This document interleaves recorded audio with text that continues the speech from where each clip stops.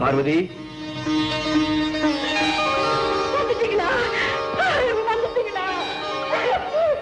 பார்வதி, இந்த ஏழை மேல இறக்கப்பட்டு திரும்பி வந்துட்டீங்களா? நானா வரல, உன் தெய்வம் தான் என்னை வரவழைச்சது. என் தெய்வமா? ஆமா பார்வதி, உனக்கு மட்டும் தெய்வம் இல்லை, இனிமே எனக்கு அது தெய்வம் தான். உண்மையா தான் சொல்றீங்களா? ஆமாமா. தாத்தா வந்துட்டீங்களா?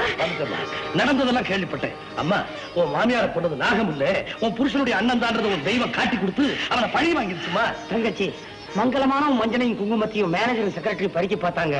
உன் தெய்வம் அந்த சதிகார கூட்டத்தையே அழிச்சிருச்சுமா.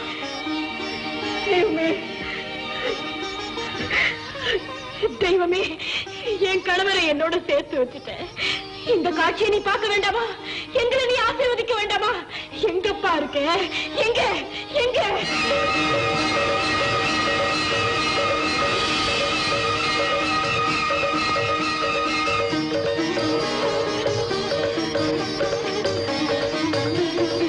தெய்வமே, உன் பெருமை தெரியாம பித்தனாட்ட உன்னை பேசிட்டேன். இப்ப ஒழுங்கிட்டேன், திருந்திட்டேன். என்ன மன்னிச்சிருப்பா, என்ன மன்னிச்சிரு. என் வேண்டுதல் வீண் போகலப்பா.